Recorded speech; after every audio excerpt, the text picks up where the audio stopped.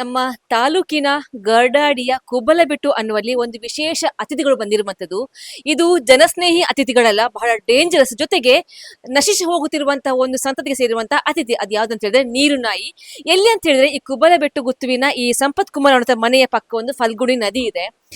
ಇಲ್ಲಿ ಕಳೆದ ಕೆಲವು ದಿನಗಳಿಂದ ನೀರು ನಾಯಿ ಪ್ರತ್ಯಕ್ಷವಾಗ್ತಾ ಇದೆ. ಇವತ್ತು ನಾವು ಸಿಕ್ಕುತ್ತೇನೋ ಅಂತ ಅನ್ನೋ ಒಂದು ನಿರೀಕ್ಷೆ ಇಟ್ಕೊಂಡು ಇಲ್ಲಿ ಬಂದ್ವಿ. ಆದ್ರೆ ಇವತ್ತು ಮಳೆ ಜಾಸ್ತಿ ಇಲ್ಲದ ಕಾರಣಕ್ಕೋಸ್ಕರ ಅದು ಕಾಣಿಸ್ತಾ ಇಲ್ಲ. ಹೆಚ್ಚಾಗಿ ಮಳೆ ಬಂದಾಗ ಈ ನೀರು ಸ್ವಲ್ಪ ಕೆಸರುಮಯ ಆದಾಗ ಆ ಸಂದರ್ಭದಲ್ಲಿ ಒಂದು 5 ರಿಂದ 6 ನೀರು ನಾಯಿಗಳು ಇಲ್ಲಿ ಬರುತ್ತೆ. ಜೊತೆಗೆ ಇಲ್ಲಿ ಬರುವಂತಹ ಮೀನನ್ನು ಹಿಡಿಯೋಕೋಸ್ಕರ ಅದು ಬರುತ್ತೆ ಅನ್ನುವಂಥ ಮಾತು ಕೂಡ ಇಲ್ಲಿ ಸಿಕ್ಕಿರುವಂತಹ ಮಾಹಿತಿ.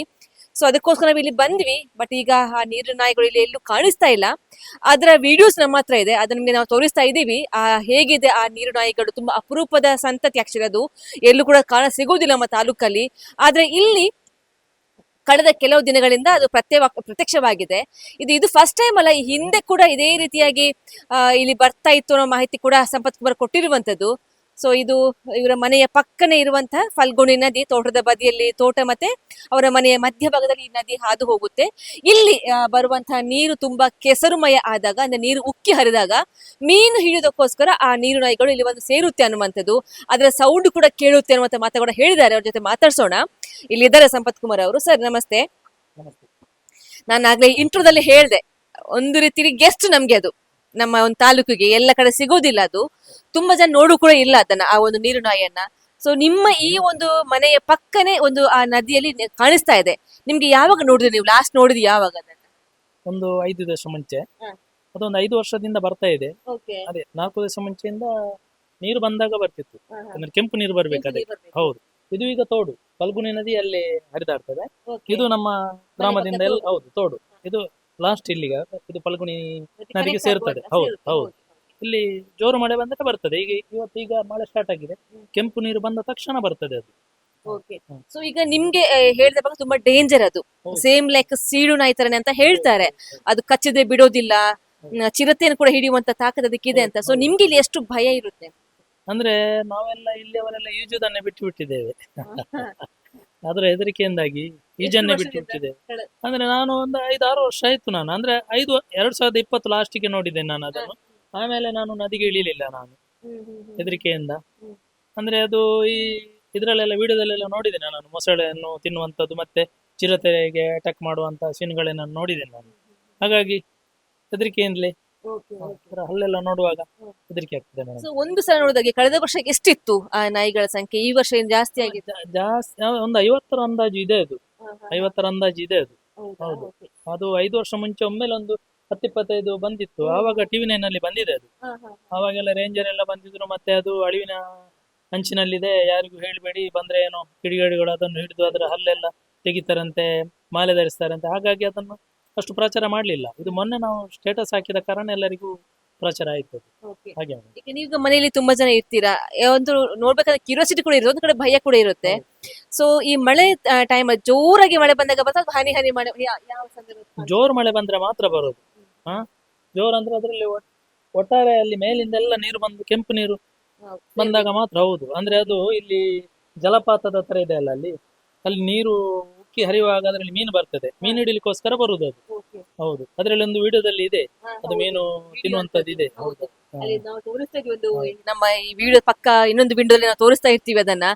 ಹೇಗಿದೆ ಆ ನೀರು ನಾಯಿ ಅನ್ನುವಂಥದ್ದು. ತುಂಬಾ ಜನಕ್ಕೆ ಈಗ ಆಲ್ಮೋಸ್ಟ್ ಕೆಲವೊಂದು ಪ್ರಾಣಿಗಳು ಸಂತತಿ ಆಗಿದೆ, ಸಿಗೋದಿಲ್ಲ. ಸೊ ಈ ನೀರು ನಾಯಿ ಕೂಡ ಸಿಗೋದಿಲ್ಲ ಎಲ್ಲೂ ಕೂಡ.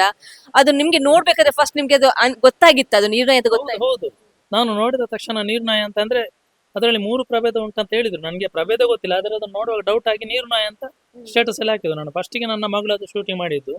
ಆಗ ರೇಂಜರ್ ಬಂದ್ರು, ಆವಾಗ ಹೇಳಿದ್ರು ಒಂದು ಕರಿಚಿರತೆ ಅಂತೆ ಮತ್ತೆ ಇದು ಅಂತ, 2 ಅಳಿವಿನ ಅಂಚಿನಲ್ಲಿದೆ, ನೀವು ದಯವಿಟ್ಟು ಇದು ಯಾರಿಗೂ ತಿಳಿಸ್ಬೇಡಿ, ಅದರ ಬಗ್ಗೆ ನಾವು ರಕ್ಷಣೆ ಮಾಡ್ಬೇಕು, ಇಲ್ಲದ್ರೆ ಎಲ್ರು ಬಂದು ಅದಕ್ಕೆ ಎಂತ ಇಟ್ಟು ಕೊಲ್ತಾರಂತೆ, ಎಂತದೋ ವಿಷವಸ್ತು ಇಟ್ಟು, ಇಲ್ಲದಿದ್ರೆ ಅದಕ್ಕೇನೋ ಹೇಳ್ತಾರೆ ನೋಡಿ, ಈ ಇದುಂಟಲ್ಲ ಸ್ಫೋಟಕ ವಸ್ತು ಹಾಕಿ, ಹಾಗೆ ಯಾರಿಗೂ ಹೇಳ್ಬೇಡಿ, ಅದು ತಿನ್ನುವಂತ ಒಂದು ವರ್ಗ ಇದೆ ಅಂತೆ, ಯಾರಂತ ಹೇಳಿಲ್ಲ ಅವರು. ಹಾಗೆ ನಾನು ಮತ್ತೆ ಅದನ್ನ ಎಷ್ಟು ಪ್ರಚಾರ ಮಾಡ್ಲಿಲ್ಲ.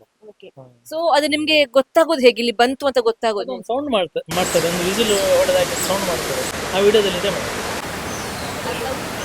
ಹೌದು ಹೌದು ಹೌದು. ನಿಮ್ಗೊಂದು ಕ್ಯೂರಿಯಾಸಿಟಿ ತಂದು? ಹೌದು, ಅಂದ್ರೆ ಅದು ಫಸ್ಟಿಗೆ ನಮ್ಗೆ ಖುಷಿ ಆಯ್ತು, ಆದ್ರೆ ಈಗ ನಮ್ಗೆ ರಗಳೆ ಆಗಿದೆ ಅದು. So, ಬೇರೆ ಏನು ಇದಕ್ಕೆ ಹಾನಿ ಮಾಡೋದಿಲ್ಲ ಬಟ್ ಅದ್ರ ಒಂದು ಆದ್ರೆ ಹೌದು ನಮ್ಗೆ ಒಂದನೇದಾಗಿ ಈಗ ಒಂದು ಸಾಕು ಪ್ರಾಣಿಗಳೇನಾದ್ರು ನಾಯಿಗಳೇನಾದ್ರು ಇಳಿದ್ರೆ ನಾಯಿಗಳನ್ನು ತಿಂತದೆ ಅದು. ಹೌದು. ದನ ಕರುಗಳು ಕೂಡ ಹೇಳಕ್ಕಾಗಲ್ಲ. ಹೌದು, ಅದಕ್ಕೇನು ಅಸ್ತ್ರ ಬೇಕಂತ ಇಲ್ಲಲ್ಲ, 4-5 ಜೊತೆಗೂಡಿ ಏನಾದ್ರು ಮಾಡ್ಬೋದು ಅದು. ಇದಕ್ಕೆ ಏನಾದ್ರು ಒಂದು ಯಾವ್ದಾದ್ರು ಈಗ ವನ್ಯಜೀವಿ ಇಲಾಖೆಗೆ ಅಥವಾ ಅರಣ್ಯ ಇಲಾಖೆ ಏನಾದ್ರು ಹೇಳಿದ್ರೆ ಈ ತರ ಒಂದು ಸಮಸ್ಯೆ ಇದೆ ಏನಾದ್ರು? ಹೇಳಿದ್ದೇನೆ, ಅದಕ್ಕೆ ಅವ್ರು ಹೇಳಿದ ಅಂತದ್ದೇನು ಅಪಾಯ ಇಲ್ಲ ಅಂತ ಹೇಳಿದ್ದಾರೆ. ಅವ್ರು ಅದ್ರ ಹತ್ತಿರ ಹೋಗ್ಬಾರ್ದು ಅಂತ. ಹಾಗೆ ನಾವು ಹೋಗುದಿಲ್ಲ, ನೀರಲ್ಲಿ ಇರುದಲ್ಲ, ಮೇಲೆ ಮೇಲೆ ಬರುವುದಿಲ್ಲ ಅದು. ಆದ ಕಾರಣ ನಮ್ಗೇನು ಅಷ್ಟು. ಅದು ನಿಮ್ಗೆ ಈಗ ಅದು ಯಾವ ಕಡೆಯಿಂದ ಬರ್ಬೋದು ಅಂತ ಏನಾದ್ರು ಹೇಳಿದ್ದಾರೆ? ಅಂದ್ರೆ ಅದು ಅವ್ರು ಹೇಳಿದ್ರು ಫಸ್ಟಿಗೆ ಈ ಕಡೆಯಿಂದ ಅಲ್ಲ, ಆ ಕಡೆ ಮೇಲಿಂದ ಅಂತ ಹೇಳಿದ್ರು. ಆಚೆಯಿಂದ ಬಂದದ್ದು, ಅಂದ್ರೆ ಈ ಇದರ ಪ್ರವಾಹದ ಜೊತೆ ಬಂದದ್ದು, ಇಲ್ಲಿರುವ ಇದಲ್ಲ ಅದು. ಹಾಗೆ ಮತ್ತೆ ಬೇಸಿಗೆ ಕಾಲದಲ್ಲಿ ಕೂಡ ಇದು ಉಂಟಲ್ಲ, ನಾವು ತುಳುವಿನಲ್ಲಿ ಸುದೆಬಡು ಮತ್ತೆ ಪೀಲಿ ಅಂತೇವಲ್ಲ, ಅದರೆಡೆ ಇರ್ತದೆ ಅದು. ನೀರು ಇದೆ ಅದಕ್ಕೆ, ಅದರ ಎಡೆಯಲ್ಲಿ ಇರ್ತದೆ. ಮೀನು ಬೇಕಾದಷ್ಟಿದೆ, ಅದರ ಆಹಾರ ಮೀನು. ನಿಮ್ಮಲ್ಲಿ ವಿಡಿಯೋ ಎಲ್ಲ ಮಾಡಿದವರು ಯಾರು? ಹೇಗೆ ಮೇಡಮ್? ಅದು ಬಂದಾಗ ವಿಡಿಯೋ ರೆಕಾರ್ಡ್ ಮಾಡಿದ್ಯಾ? ಅದು ಫಸ್ಟಿಗೆ 5 ವರ್ಷ ಮುಂಚೆ ನನ್ನ ಮಗಳು ಮಾಡಿದ್ಲು, ಈಗ ಅದೇ ನನ್ನ ಮಗ ಸುದತ್ ರಾಜ್ಕುಮಾರ್ ಮಾಡಿದ್ದು. ಈಗ ಆ ಒಂದು ವಿಡಿಯೋ ಸೋಷಿಯಲ್ ಮೀಡಿಯಾ ತುಂಬಾ ವೈರಲ್ ಆಗ್ತಾ ಇದೆ. ಈ ತರ ಒಂದು ಇದೆ ಅಂತ, ಇವ್ರ ಮನೆ ಪಕ್ಕನೆ ಇದೆಯಂತೆ, ಅದು ನದಿಯಲ್ಲಿ ಬರ್ತಾ ಇದೆ ಅಂತ ಹೇಳ್ತಿದ್ದಾರೆ. ಸೊ ಕಾಲ್ಸ್ ಎಲ್ಲ ಬರುತ್ತಾ ನಿಮ್ಗೆ? ಏನು ಅದೇ ಇಲ್ಲಿಲ್ಲೋ ನಮ್ಮ ಗ್ರಾಮದವರು ತುಂಬಾ ಜನ ಫೋನ್ ಮಾಡಿದ್ರು, ಮತ್ತೆ ಮೆಸೇಜ್ ಮಾಡಿದ್ರು. ಹಾಗೆ ಮತ್ತೆ ನಿನ್ನೆ ನಮ್ಮ ಇವರು ಅರವಿಂದ್ ಹೆಬ್ಬಾರ್ ವಿಜಯ ಕರ್ನಾಟಕದವರು ಕಾಲ್ ಮಾಡಿ ಕೇಳಿದ್ರು, ಹಾಗೆ ಹೇಳಿದೆ. ಸೊ ಒಂದು ನಿಮ್ಗೆ ನಿಮ್ಮ ಈ ಒಂದು ಹವ್ಯಾಸಕ್ಕೆ ಒಂದು ಬ್ರೇಕ್ ಬಿತ್ತು, ಈಜಾಡುವಂತದ್ದು. ಹೌದೌದು.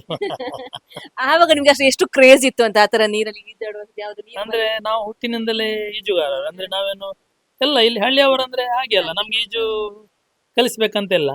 ಅಂದ್ರೆ ನಾನು ನನ್ನ ತಮ್ಮನಿಗೆ, ತಮ್ಮ ಅವನ ತಮ್ಮನಿಗೆ, ಅಂದ್ರೆ ನನ್ನ ಹಾಗೆ ನಮ್ಗೆ ಅದಕ್ಕೆ ಗುರುಗಳಂತ ಇಲ್ಲ. ಈಗ ಈಜುದೊಂದು ಹೌದು ಸ್ಟಾಪ್ ಆಯ್ತು ಇದರ ದೆಸೆಯಿಂದ. ಸೊ ನಿಮ್ಗೆ ಸದ್ಯಕ್ಕೆ ಮುಕ್ತಿ ಬೇಕು ಅಂತ ಹೇಳ್ತೀರಾ? ಹೌದು, ನಮ್ಗೆ ನಿಜವಾಗಿ ಅದು ಬರುದು ಬೇಡ ಅಂತ ಎಂತ ಮಾಡುದು, ಏನು ಮಾಡ್ಲಿಕ್ಕೆ ಉಪಾಯ ಇಲ್ಲಲ್ಲ. ಹೌದು, ನಾವ್ ಹೇಳ್ದಾಗಿಲ್ಲ. ಸರ್ ನೀವು ಹೇಳಿದ್ರಲ್ಲ ಕೆಲವು 5 ವರ್ಷಗಳ ಹಿಂದೆ ಕೂಡ ಕಾಣಿಸಿತ್ತು ಅಂತ. ಸೊ ಆ ಟೈಮಲ್ಲಿ ಅದು ಎಷ್ಟು ಇತ್ತು ಗುಂಪುಗಳು, ಎಷ್ಟು ಗುಂಪು ಇತ್ತು ಅಂತ? ಒಂದು 30-25 ಗ್ಯಾರಂಟಿ. ಹೌದಾ? ಹೌದು. ಅದೇ ಆವಾಗ ನನ್ನ ಮಗಳಿಗೆ ಅದು ನಿಜವಾಗಿ ಏನಂತ ಗೊತ್ತಿರ್ಲಿಲ್ಲ. ನಾನು ಪೇಟೆಯಲ್ಲಿದ್ದೆ, ಅವಳು ವಿಡಿಯೋ ಮಾಡಿ ನನಗೆ ಕಳಿಸಿದ್ರು, ನಾನು ಅದನ್ನು ಸ್ಟೇಟಸ್ ಹಾಕಿದೆ. ಅದೇ ಆವಾಗ ನಾನು ಹೇಳಿದೆ ನೋಡಿ, ಆವಾಗ ಇದೇ ಅರವಿಂದ್ ಹೆಬ್ಬಾರ್ ನನಗೆ ಕಾಲ್ ಮಾಡಿ ಹೇಳಿದ್ರು, ಹೌದು ಹೀಗೆ ಹೀಗೆ ವಾಟರ್ಸ್ ಅಂತ. ಹಾಗೆ ಮತ್ತೆ ಅವರು TV9 ಅವರೆಲ್ಲ ನ್ಯೂಸ್ ಅಲ್ಲಿ ಬಂತು, ಆವಾಗ ಶುರು ಆದದ್ದು ಅದು. ರೇಂಜರ್ ಬರ್ಲಿಕ್ಕೆ, ಊರಿನವರೆಲ್ಲ ಬರ್ಲಿಕ್ಕೆ. ಹಾಗೆ ಈಗಲೂ ಅದೊಂದು 50ರ ತನಕ ಇದೆ ಮೇಡಮ್. ಇದೆ ಇಲ್ಲಿ ಅಂದ್ರೆ ಫಸ್ಟಿಗೆ ಒಂದು 10 ಬರ್ತದೆ, ಆಮೇಲೆ ಒಂದೊಂದೇ ಬರ್ತದೆ. ಒಂದು 10 ಬಂದು ಹೋದ ಮೇಲೆ ಪುನಃ ಬೇರೆ ಬರ್ತದೆ. ಅದು 2 ಕೌಲ್ ಇದೆ ಮೇಡಮ್, ನೋಡಿ ಅಲ್ಲಿ 2 ಕೌಲ್ ಇದೆ ಅಲ್ಲ, ಒಂದು ಈ ಕವಲಿಂದ ಹೋಗ್ತದೆ, ಒಂದು ಆ ಕವಲಿಂದ ಬರ್ತದೆ. ಕೇಳಿದ್ರಲ್ಲ ಅವ್ರು ಹೇಳೋ ಪ್ರಕಾರ ಒಂದು ಬಾರಿ ಬಂದಾಗ 5-6 ಅಂತಲ್ಲ, ಸಿಕ್ಕಾಪಟ್ಟೆ ಸಂಖ್ಯೆ ಇರುತ್ತೆ. ಅದು ಬೇರೆ ಬೇರೆ ದಾರಿ ಮೂಲಕ ಅದು ಬರುತ್ತೆ, 10-20-25 ಈ ತರ ಗುಂಪು ಗುಂಪಾಗಿ ಬರುತ್ತೆ. ಸೊ ಅದು ಬಂದಾಗ ನಾವು ಬರಬಾರ್ದು ಅಂತ ಅಲ್ಲ, ಆದ್ರೆ ಈಗ ಅದು ಅಳಿವಿನ ಸಂತತಿಯಲ್ಲಿ ಇರುವಂತಹ ಒಂದು ಪ್ರಾಣಿ, ಅದು ಅದನ್ನು ಉಳಿಸುವಂತಹ ಕೆಲಸ ಆಗ್ಬೇಕು. ಜೊತೆಗೆ ಇಲ್ಲಿ ನಮ್ಗೆ ಓಡಾಡ ಕೂಡ ಭಯ ಆಗುತ್ತೆ, ಸಾಕು ಪ್ರಾಣಿಗಳಿರುತ್ತೆ, ಇಲ್ಲಿ ಮಕ್ಕಳು ಇರ್ತಾರೆ. ಸೊ ತುಂಬಾ ಡೇಂಜರಸ್ ಪ್ರಾಣಿ ಅದು. ಹಾಗಾಗಿ ಅದಕ್ಕೆ ಬೇಕಾಗಿ ಒಂದು ಇಲಾಖೆಯವರು ಏನಾದ್ರು ಕ್ರಮ ಕೈಗೊಳ್ಬೇಕು ಅನ್ನೋದು ಇವರ ಒಂದು ಕಳಕಳಿಯ ವಿನಂತಿ. ವನಿಷ್ಠತೆ ಶ್ರೇಯಸ್ ಶೆಟ್ಟಿ, ಸುದ್ದಿ ನ್ಯೂಸ್, ಬೆಳ್ತಂಗಡಿ.